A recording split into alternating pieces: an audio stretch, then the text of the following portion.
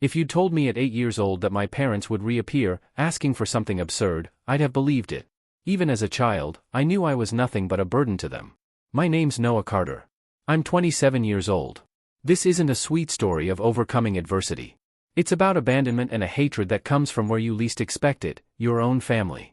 My biological father's name was Gary Brooks. My mother, Linda Brooks. They handed me over to another family when I was 8. Not because they couldn't support me, but because I'd ruined their plans. I remember the last night in the house where I was born. It was raining. I hid under the kitchen table with my broken teddy bear. My mother screamed at my father from the living room. My older sister, Emma, about 10, ate popcorn and watched cartoons. I was trembling, not from cold, but because I heard my name. I knew they were talking about me. "You promised you'd take care of this, Gary," she yelled. "I can't take it anymore." "I spoke to the people at the Baptist camp," he replied. "They know a couple who wants to adopt." He spoke like he was giving away a dog. The next morning, a blonde woman with a Sunday school teacher's face appeared, alongside a man in a plaid shirt with a shy smile. Their names were Susan and Tom. They took me away in the back seat of a blue van. I didn't have time to understand what was happening. I hugged my teddy bear as my mother closed the door without looking back. They didn't even pack my things. I left with the clothes on my back and an old toy. That was it. I looked out the window, thinking, maybe I'll come back tomorrow. But I never did. That first night, I slept on an inflatable mattress that squeaked every time I moved. Susan gave me pajamas that looked bought for another child. Big, with dinosaur patterns. Tom gave me a glass of warm milk and said I'd be safe there. I nodded but said nothing. My throat ached from holding back tears. Their house was small, smelled of old wood and powdered detergent. Different from my old house, which reeked of cigarettes and fried food. I looked out my new room's window, searching for something familiar. A sign, a pole, anything to remind me I could go back. Everything was different. I was a stranger there. No one yelled. No one broke plates. No one told me to shut up because my voice was annoying. Just silence. I didn't know how to deal with that. As a kid, I thought everyone grew up afraid of their mother. I thought it was normal to hold my pee because she'd get angry if I woke up at night. I didn't have a set place at the table. Sometimes I ate standing at the sink while my mother cleaned and huffed. Like I was in the way. When I showed her a drawing from school, she said it was a waste of time. Threw it in the trash in front of me. I got used to being ignored. My father spent days away, traveling for work. When he returned, I was invisible. Once he brought gifts for my sister Emma's dolls, shiny dresses. When I asked if there was anything for me, he said, "You're not interested in those things." I didn't know if he was serious or just forgot. The worst wasn't the lack of gifts. It was the lack of affection. I overheard my parents arguing once. "You promised me," she yelled. "You said if it was a girl, we'd keep her." "But it's too late now, Linda," he replied. "No one wants a 7-year-old boy." They were talking about me. That sentence echoed in my head for weeks. Things got worse when I turned 8. They suddenly decided they didn't need to pretend I was family. My father, when home, only spoke to give orders. Wash the car, sweep the yard, clean Emma's bathroom. One Saturday, I woke up early. Found Emma lying on the sofa with ice cream. My mother came in, saw I hadn't washed the dishes, and screamed. I started getting more aggressive. I didn't hit anyone, but I'd kick walls, punch my pillow. My only way of not exploding inside. At school, the teacher sent a note saying I seemed too sad. My mother signed it and threw it in the trash. Then came the day of the clothes. I came home after a terrible day at school. Teased for carrying Emma's pink backpack they forced me to use. I saw a pile of bags on Emma's bed. New clothes, dresses, pants, even shoes with lights. Not a single sock for me. Nothing. I stood in the doorway and asked if there was anything for me. "You already have something to wear," she replied. I went to my room, took a deep breath. Did something I never imagined. Grabbed scissors from the kitchen and cut everything. Every dress, every garment, even the shoes. My blood was boiling. My hands were shaking. It wasn't hatred, it was desperation. Her reaction was immediate. I still held a piece of fabric when my mother burst in like a fury. She didn't ask what happened. Came in with eyes full of rage, sandal raised. She hit me, not carefully or with control. Blind, violent, full of hate. "You are a mistake. A damn mistake," she screamed, pushing me against the wall. Emma ran in, yelling, not to defend me, but for the clothes. "He ruined everything, Mom. Everything." I stood there, waiting for someone to see me as a child. But no, I was a burden, a mistake too expensive to keep. Later that night, my father came home. My mother spoke to him in private. They whispered in the kitchen for minutes. Then he came to me, voice cold. Noah, tomorrow you're going to live with other people. He said it like, we're going to the market. No emotion, no eye contact. I stood still, my dirty teddy bear clutched to my chest. My mother crossed her arms. They're coming for you in the morning. Don't be late. I sat on the floor for hours. No one came to see me. No one asked if I was scared. When I got up, my legs trembled. I walked to my room, didn't want to lie on the bed. It felt like it wasn't mine anymore. At dawn, I heard hurried footsteps in the kitchen. An ordinary morning for them, as if nothing was happening. My mother didn't look at me, just said, they're coming. Get ready. I wore the same dirty, wrinkled shirt from yesterday. They didn't let me change. At the door, I heard a brief honk, then silence. The door opened, and a couple I'd never seen walked in. The woman smiled, eyes squinted, trying to seem kind. But not knowing what to say to a broken stranger. The man kept his gaze low, somewhat ashamed. My mother gestured with her head, like handing over a late package. There he is. No hug, no goodbye, no bag, no explanation. Just me with my teddy bear, looking at people who inherited a burden. Hello, Noah. I'm Susan. This is Tom, she said, crouching down. We're going to take good care of you. I didn't answer, couldn't look her in the eye. I nodded and walked to the door with short steps. Hoping someone would say, wait, come back. It was a mistake, but there was no mistake, no turning back. Their car waited across the street, back door open. I got in without a word. Behind me, the door to my old house closed slowly. On the way, no one spoke much. Tom drove slowly, glancing at the rearview mirror, expecting me to break down. Susan tried to make conversation. Asked if I liked ice cream, if I wanted to stop and eat, if I had favorite toys. I stared out the window. My stomach ached, not hunger, but fear. Their house was smaller than my old one. Paint peeling, yard just packed dirt with a rusty wheelbarrow in a corner. A small wooden sign on the door said, welcome, handwritten, crooked. Susan opened the door. This is your home now, Noah. The word home hit like a punch. I'd never heard it directed at me before. I entered cautiously, unsure if I could take off my shoes or touch anything.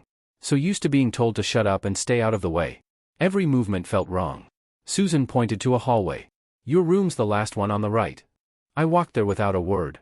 Pushed the door open, saw a bed with colorful sheets. A rocket-shaped lamp, a bookshelf with children's books. A sun drawn with crayons in a corner of the wall. We prepared this space with love, Susan said behind me, softly. We hope you like it. That first night, I truly slept. Not the light, interrupted sleep from my old house. Waking to screams, slamming doors, or the TV blaring. Here, everything was strange but silent. When I woke, Tom was in the kitchen, making pancakes. Humming an old song I didn't know. He looked at me, smiled. Do you like them with honey or jam? It took seconds to answer, waiting for the catch, the scolding. With honey, I mumbled, almost voiceless. He put 2 pancakes on a plate, poured honey carefully. Passed it to me like it was normal. To me, it felt like science fiction. Susan came in, dressed for work. Said we could visit the new school later.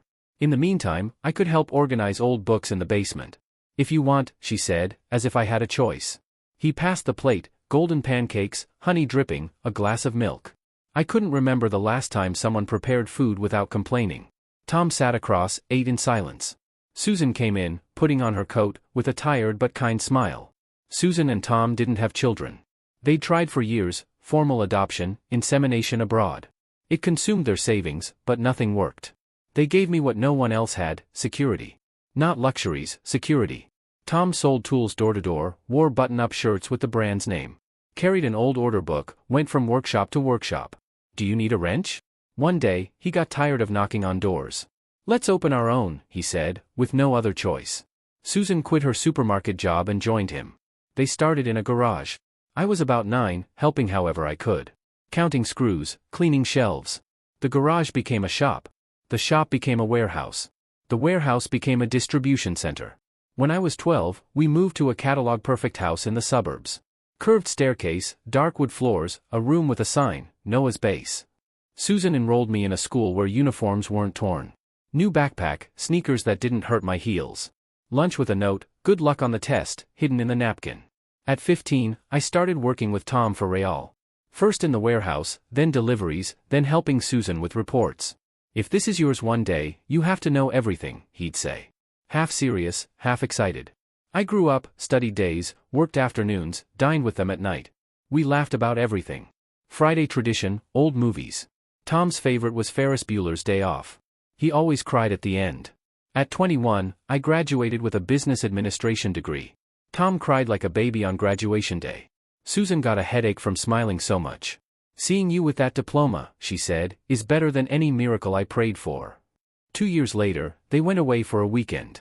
On the way back, an out-of-control truck swerved into their lane. A blind curve, instantaneous. No ambulance could have gotten there fast enough.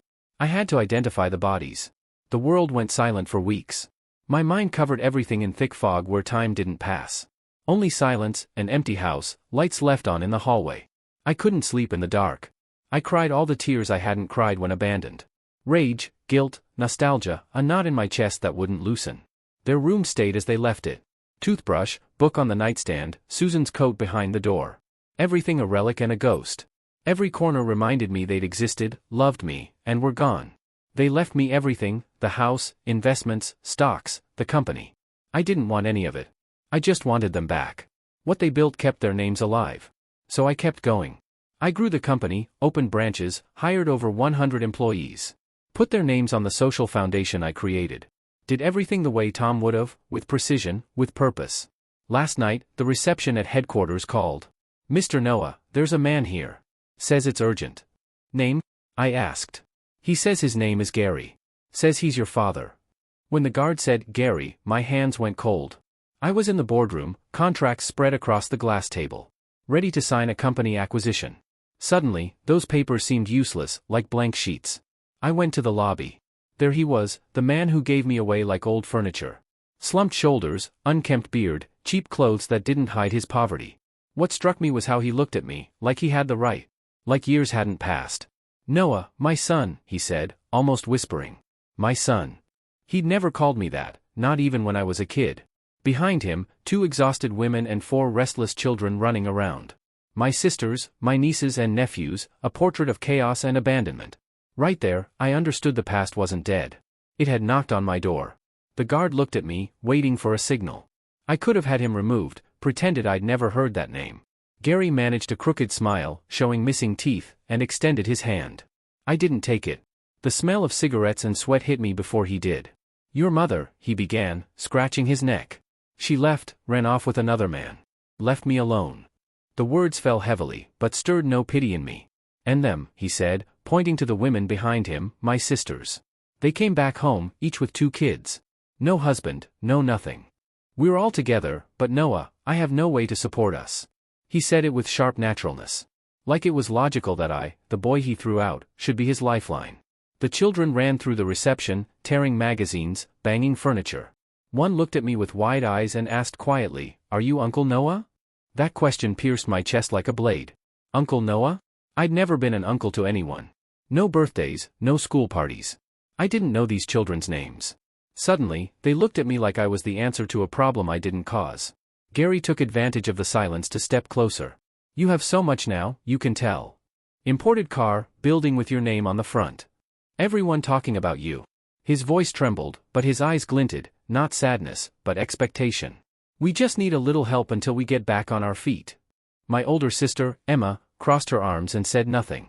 The other, Sophie, stared at the floor, biting her lip, wanting to be anywhere else. I felt the employees' gazes burning my back. They were trying to figure out who this ragged man was, calling me son. Me, the CEO, in a suit and tie, facing a ghost claiming to be my father. Gary ran a hand through his thinning hair, sighed theatrically. Like carrying an unbearable weight.